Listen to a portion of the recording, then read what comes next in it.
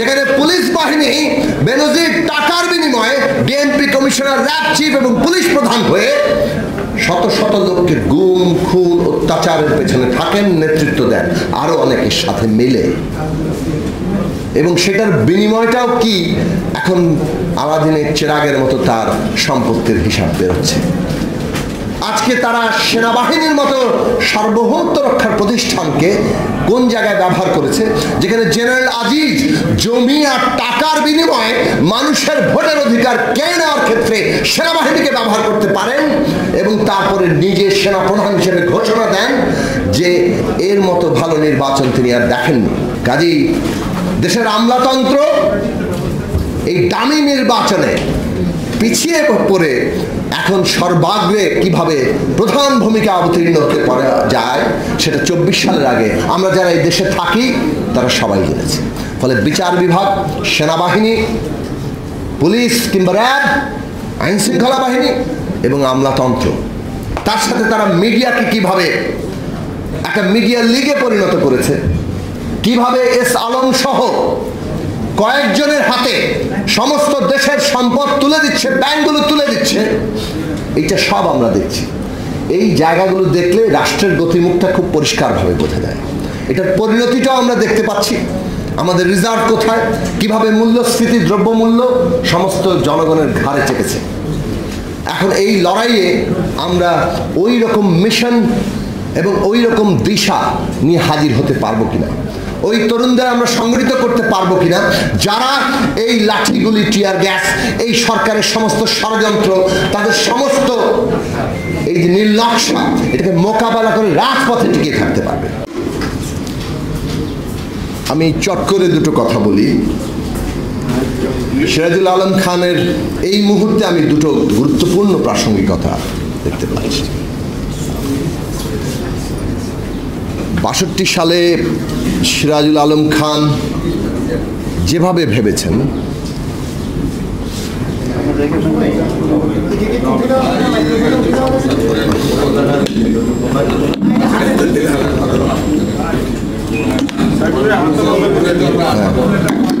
আচ্ছা, এখন মনে হচ্ছে ঠিক আছে নাকি? আচ্ছা, এটা 62 সালে সিরাজুল আলম খান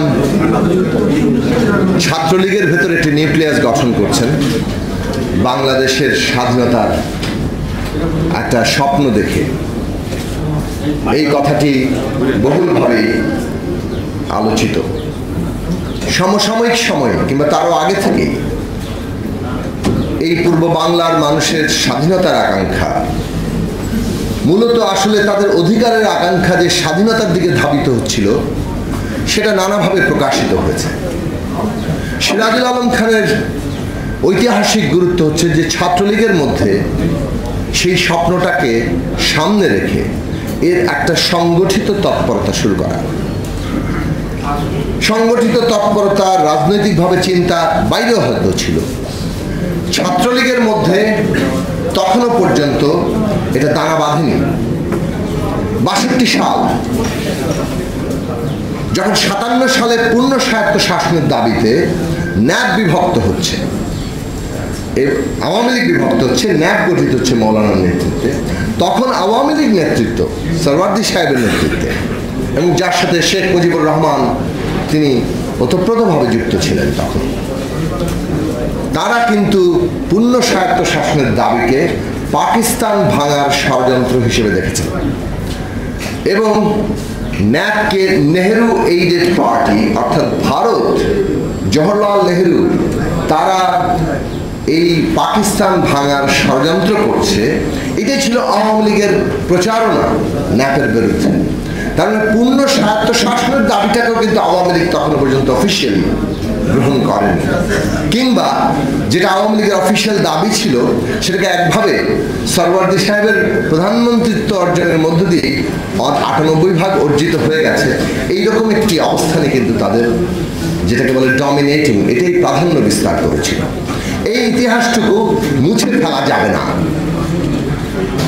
এইরকম একটি প্রেক্ষাপটে সিরাজুল আলম খান যখন আওয়ামী লীগের ভিতরে এবং বিশেষত ছাত্রলীগের ভিতরে স্বাধীনতার প্রশ্নটিকে ধারণ করার চেষ্টা করেন, এবং তাকে কেন্দ্র করে সংগঠিত তৎপরতা শুরু করেন, সেটা নিঃসন্দেহে একটা জাতি বলেন, একটা জনগোষ্ঠী বলেন, একটা রাষ্ট্রের উত্থানের সংগ্রামের অত্যন্ত গুরুত্বপূর্ণ ঘটনা। এই একটি ঘটনার কারণে এবং এটার পরে তিনি যা যা করেছেন সেই কীর্তিতেই সিরাজুল আলম খান এই জনপদের মানুষের মধ্যে বহুভাবে আলোচিত হবেন, বহুভাবে তাকে স্মরণ করা হবে। যখন আমরা সত্যি সত্যি রাজনৈতিকভাবে আরো একটা সত্যিকার রাজনৈতিক জনগোষ্ঠী হয়ে উঠতে চাইব, নিজেদের মর্যাদা নিয়ে, নিজেদের অধিকার নিয়ে আরো বেশি সচেতন হয়ে এই রাষ্ট্রটা যে লক্ষ্য নিয়ে গঠিত হতে চেয়েছিল তার পরিগঠনে নিজেদের নিয়োজিত করব, এই দেশের তরুণরা সেই কাজে এগিয়ে আসবেন, তখন সিরাজুল আলম খান নানা দিক থেকে আলোচিত হবেন, যেমনটা এখানেও কিছুটা আলোচিত হয়েছে। এই যে একটা মিশন সংগঠিত তৎপরতা 60-এর দশকে সিরাজুল আলম খানের মধ্যে, তরুণদের একটা বিরাট অংশের মধ্যে আমরা দেখেছি, এই জায়গাটি, এই মিশন জায়গাটি আজকের বাংলাদেশে অত্যন্ত জরুরি। বাংলাদেশ এখন যে ক্রস রোডে দাঁড়িয়ে আছে, তাতে আমরা যদি আমাদের অধিকার প্রতিষ্ঠা করতে চাই, আমরা যেটাকে বলি যে একটা ফ্যাসিস্ট ব্যবস্থা আমাদের জগদ্দল পাথরের মতো আমাদের ঘাড়ে চেপে বসেছে, এ থেকে আমরা মুক্ত হতে চাই, তাহলে এই রকম মিশন একটা রাজনৈতিক তৎপরতার জায়গা দরকার। লক্ষ মানুষ জমায়েত হতে পারে, কিন্তু রাষ্ট্রযন্ত্র তাকে 1 ঘন্টার মধ্যেই ডিসপার্স করে দিতে পারে। এই বাস্তবতাটা এসছে এবং এইটাকে প্রতিরোধের দিক থেকে, কারণ সরকারি রাষ্ট্রযন্ত্র কতদূর পর্যন্ত যেতে পেরেছে বিভিন্ন ঐতিহাসিক পর্যায়ে আমরা সবাই জানি। তারা গ্রেফতার করেছে, মামলা দিয়েছে, নির্যাতন করেছে, গুম করেছে, হত্যা করেছে, এমনকি এটা গণহত্যা পর্যন্ত এসেছে। এই রকম একটি জায়গায় রাষ্ট্রশক্তিকে মোকাবেলা করেই রাজনৈতিক বিজয় অর্জন করতে হয়। সেটা আমাদের দেশের ইতিহাসে আমাদের দেশে প্রমাণিত হয়েছে, সেটা 71 সালে যেমন প্রমাণিত হয়েছে, পরবর্তীকালেও প্রমাণিত হয়েছে। কাজে বর্তমান অবস্থায় রাজনৈতিক সংগ্রাম করেই এই জগদ্দল পাথর থেকে মুক্ত হতে হবে। অন্য কোনো আপতিক মুক্তির অপেক্ষায় যারা থাকবেন তারা রাজনৈতিকভাবে কোনো প্রাসঙ্গিক জায়গা নেই, তারা খুদকুড়ো খাওয়া লোক সবসময় খুদকুড়োর জায়গায় থাকবে। পরিষ্কার লাইন হচ্ছে রাজনৈতিকভাবে এই ব্যবস্থা মোকাবেলা করার সংগঠিত তৎপরতা দরকার। সেই কারণে সিরাজুল আলম খান অত্যন্ত প্রাসঙ্গিক। বাংলাদেশের তরুণদের মধ্যে, বিশেষত ছাত্র তরুণদের মধ্যে এই মিশন তৎপরতা কারা শুরু করবেন, যে এই ফ্যাসিস্ট ব্যবস্থার বিরুদ্ধে আমরা লড়বো, রাজপথে দাঁড়িয়ে থেকে লড়বো এবং লড়তে লড়তেই এই সংগ্রামকে বিজয়ী দিকে নেওয়ার জন্য চেষ্টা করব। জনগণের মধ্যে সেই আস্থা, ভরসা, সাহসের সঞ্চার করব, যাতে করে এই রাষ্ট্রশক্তির যত শক্তি নিয়েই তারা ঝাঁপিয়ে পড়ুক, সেটাকে মোকাবেলা করার সাহস এই জনগোষ্ঠীর মধ্যে তৈরি হয়। 62 সালে ছাত্রদের উপর নির্যাতন হয়েছিল, 71 সালে ছাত্ররা অস্ত্র হাতে গণহত্যা মোকাবেলা করার সাহস সঞ্চয় করেছে। এইটা খুব জরুরি। দ্বিতীয় দিক থেকে আমি প্রাসঙ্গিক মনে করি সিরাজুল আলম খানকে, যে 72 সালে এই রাষ্ট্র পরিগঠনের প্রশ্নটা যখন হাজির হয়েছে, তখন সেটা কোন রাষ্ট্র হবে? মুক্তিযুদ্ধের ঘোষণার মধ্যে যে সাম্য, মানবিক মর্যাদা, সামাজিক ন্যায় বিচারের ঘোষণা এসেছিল, এইটাকে কি সেই সমস্ত সংগ্রাম ধারণ করেছিল? সেটার উপযোগী রাষ্ট্র ব্যবস্থাটা কি হবে, সেটাকে কি ধারণ করা হয়েছিল? নাকি একটা রাষ্ট্র তৈরি করা হয়েছে যেখানে যাকে বলে শাহেনশাহর মতো ক্ষমতা একজন প্রধানমন্ত্রীর হাতে কেন্দ্রীভূত করা হয়েছে? এইটাই প্রধান একটা গুরুত্বপূর্ণ পার্থক্য রেখা।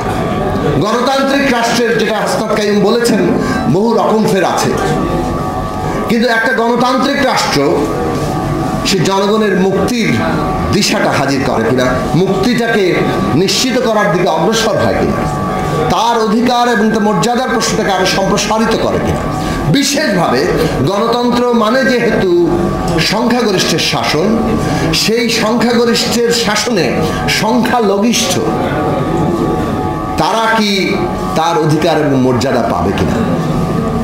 একটা গণতান্ত্রিক ব্যবস্থায় সংখ্যাগরিষ্ঠ শাসন করে, কিন্তু সংখ্যালঘিষ্ঠরা সেখানে তার অধিকার এবং মর্যাদা নিয়ে হাজির থাকে। এইটার জন্য যে জবাবদিহির ব্যবস্থা তৈরি করতে হয়, সেখানে ক্ষমতা যদি এরকম শাহেনশাহর মতো চরিত্র লাভ করে, তাহলে সেটা কখনোই নিশ্চিত হবে। আজকের দুনিয়াতে তাকিয়ে দেখুন, একেবারে যুক্তরাষ্ট্র থেকে শুরু করে, মানে পুতিন কিংবা চায়না, এগুলো আলোচনা আমরা বাদই রাখলাম, তাদের তো গণতন্ত্রের কাঠামোর মধ্যে আপাতত ধরা হয় না, কিন্তু মডেলটা যদি ধরা হয় যেখানে গণতন্ত্রের কিছুটা চর্চা হচ্ছে, সেখানে যুক্তরাষ্ট্র থেকে ভারত পর্যন্ত, সেখানেও কিন্তু এই রকম কর্তৃত্ববাদী ঝোঁক, কর্তৃত্ববাদী ব্যবস্থায় পরিণত হওয়ার দিকে যেমন গণতান্ত্রিক ব্যবস্থা যাচ্ছে, সেটা নিয়ে উদ্বেগ, লড়াই মানুষের মধ্যে আজকে নানাভাবে তৈরি হচ্ছে। বাংলাদেশ সেই জায়গায়, রাশিয়ার পুতিন বলেন, পাকিস্তানের উদাহরণ বলেন, যেটা ভারতের নেতারা এখন দিচ্ছেন, তার চাইতে যে আরো ভয়ঙ্কর অবস্থায় গিয়েছে, এবং বাংলাদেশ এখন কর্তৃত্ববাদের মডেলে, ফ্যাসিস্ট মডেলে দুনিয়ার 1 নম্বরের জায়গা আছে, সেটা সকলেই জানে। এইরকম একটি অবস্থায় সিরাজুল আলম খান ভাবেন অংশীদারি গণতন্ত্রের কথা, যেই গণতন্ত্রে বাংলাদেশের কেবল সংখ্যাগরিষ্ঠের শাসন চলবে তা না। ভোট পেয়ে আপনি সংখ্যাগরিষ্ঠ হতে পারেন, কিন্তু সমাজের বিভিন্ন শ্রেণী এবং পেশার অংশের মানুষের প্রতিনিধিত্ব ক্ষমতা ব্যবস্থার মধ্যে এমনভাবে থাকা যাতে প্রত্যেকটি অংশের স্বার্থের প্রতিনিধিত্ব যেমন থাকে, তেমনি জবাবদিহিতার জায়গাটাও থাকে। এটা খুব গুরুত্বপূর্ণ প্রশ্ন। এর কাঠামোগত জায়গা তিনি চিন্তা করেছেন এবং জীবনের শেষ দিন পর্যন্ত সেই জায়গাটা থেকেছেন। ফলে একটা জাতির উত্থান, রাষ্ট্রের গঠন এবং রাষ্ট্র পরিগঠনে তার চরিত্র কি হবে, সেইখানে এসে একটা বিকেন্দ্রীকৃত, একটা অংশীদারি গণতন্ত্রের ব্যবস্থা, যেখানে জনগণের কাছে জবাবদিহির জায়গা থাকবে, এই প্রশ্নগুলো নিয়ে চিন্তা করা বাংলাদেশের আজকের প্রেক্ষাপটে তাকে আবার নতুন করে প্রাসঙ্গিক করে তুলেছে। এখন আসেন, এই দেশের রাষ্ট্রের গতিমুখ কি আমাদের নেতৃবৃন্দ বলবেন, কিন্তু গতিমুখ কিন্তু খুব পরিষ্কার। এই দেশে একটা রাজনৈতিক দল ক্ষমতা রক্ষা করতে গিয়ে গোয়েন্দা সংস্থা দিয়ে বিচারপতিকে লাঞ্ছিত করেছে, এটা আমরা সবাই জানি। প্রধান বিচারপতিকে লাঞ্ছিত করা, তাকে দেশের থেকে বাধ্য করা, এটা কেবল একজন ব্যক্তি এস.কে. সিনহাকে করা নয়, পুরো বিচার ব্যবস্থাটাকে তারা ওইভাবে লাঞ্ছিত করেছে এবং নিজেদের করায়ত্তে এনেছে। আজকে তারা সেনাবাহিনীর মতো সার্বভৌমত্ব রক্ষার প্রতিষ্ঠানকে কোন জায়গায় ব্যবহার করেছে, যেখানে জেনারেল আজিজ জমি আর টাকার বিনিময়ে মানুষের ভোটের অধিকার কেড়ে নেওয়ার ক্ষেত্রে সেনাবাহিনীকে ব্যবহার করতে পারেন, এবং তারপরে নিজে সেনাপ্রধান হিসেবে ঘোষণা দেন যে এর মতো ভালো নির্বাচন তিনি আর দেখেননি। যেখানে পুলিশ বাহিনী বেনজির টাকার বিনিময়ে ডিএমপি কমিশনার, র্যাব চিফ এবং পুলিশ প্রধান হয়ে শত শত লোককে গুম, খুন, অত্যাচারের পেছনে থাকেন, নেতৃত্ব দেন আরো অনেকের সাথে মিলে, এবং সেটার বিনিময়টাও কি, এখন আলাদিনের চেরাগের মতো তার সম্পত্তির হিসাব বেরোচ্ছে। কাজেই দেশের আমলাতন্ত্র এই দামি নির্বাচনে পিছিয়ে পড়ে এখন সর্বাগ্রে কিভাবে প্রধান ভূমিকা অবতীর্ণ হতে পারা যায়, সেটা 24 সালের আগে আমরা যারা এই দেশে থাকি তারা সবাই জেনেছে। ফলে বিচার বিভাগ, সেনাবাহিনী, পুলিশ কিংবা র্যাব, আইন শৃঙ্খলা বাহিনী এবং আমলাতন্ত্র, তার সাথে তারা মিডিয়াকে কিভাবে একটা মিডিয়া লিগে পরিণত করেছে, কিভাবে এস আলম সহ কয়েকজনের হাতে সমস্ত দেশের সম্পদ তুলে দিচ্ছে, ব্যাংকগুলো তুলে দিচ্ছে, এইটা সব আমরা দেখছি। এই জায়গাগুলো দেখলে রাষ্ট্রের গতিমুখটা খুব পরিষ্কারভাবে বোঝা যায়। এটার পরিণতিটাও আমরা দেখতে পাচ্ছি। আমাদের রিজার্ভ কোথায়, কিভাবে মূল্যস্ফীতি, দ্রব্যমূল্য সমস্ত জনগণের ঘাড়ে চেপেছে। এখন এই লড়াইয়ে আমরা ওই রকম মিশন এবং ওই রকম দিশা নিয়ে হাজির হতে পারবো কিনা। ওই তরুণদের আমরা সংগঠিত করতে পারবো কিনা যারা এই লাঠিগুলি, টিয়ার গ্যাস, এই সরকারের সমস্ত ষড়যন্ত্র, তাদের সমস্ত এই যে নির্লক্ষা, এটাকে মোকাবেলা করে রাজপথে টিকে থাকতে পারবে। আর সেটা করতে গেলে একটা মানুষের মধ্যে নতুন স্বপ্ন এবং জাগরণ তৈরি করতে হয় যে একটা সত্যিকার গণতান্ত্রিক রাষ্ট্র হবে। রাজনৈতিক দলগুলোর কাছে এখন এটা গুরুত্বপূর্ণ প্রশ্ন যে সত্যি সত্যি আওয়ামী লীগ কিংবা তার অতীতে বিএনপি এবং অন্যান্য শাসন, তার চাইতে আগামী দিনে যে শাসনটা আসবে সেটা নতুন এবং গণতান্ত্রিক এবং ন্যায়পরায়ণ শাসন হবে। এই নিশ্চয়তা, এই স্বপ্ন মানুষের মধ্যে দেখানো না পর্যন্ত তরুণদের ওই জাগরণটা ঘটবে না। রাজনৈতিক নেতৃত্বের কাছে সেইটাও একটা বড় চ্যালেঞ্জ। আমরা লড়াই করেছি, কিন্তু লড়াই এখনো বিজয় অর্জন করতে পারিনি। সেটা জনগণের শক্তি এই রাষ্ট্রশক্তিকে মোকাবেলা করে বিজয় অর্জনে যাওয়ার মতো পরিস্থিতিতে পৌঁছায়নি। সেই পৌঁছানোর জায়গায় আমাদের যেতে হবে, বিকল্প কোনো পথ আমাদের নেই। যে লড়াই 60-এর দশকে শুরু হয়েছিল, এইরকম মোকাবেলা করে ওটা সশস্ত্র প্রতিরোধ যুদ্ধে পরিণত হয়েছিল। আজকের দিনে ওই প্রতিরোধ যুদ্ধের মতো একটা মানুষের মধ্যে আশা এবং সাহসের জায়গা সৃষ্টি করা ছাড়া অন্ততপক্ষে এই বাস্তবতায় নতুন কোনো বিকল্প দেখি না। সেই কারণে সিরাজুল আলম খান আমাদের কাছে প্রাসঙ্গিক, তাকে সশ্রদ্ধ সালাম। সবাইকে ধন্যবাদ।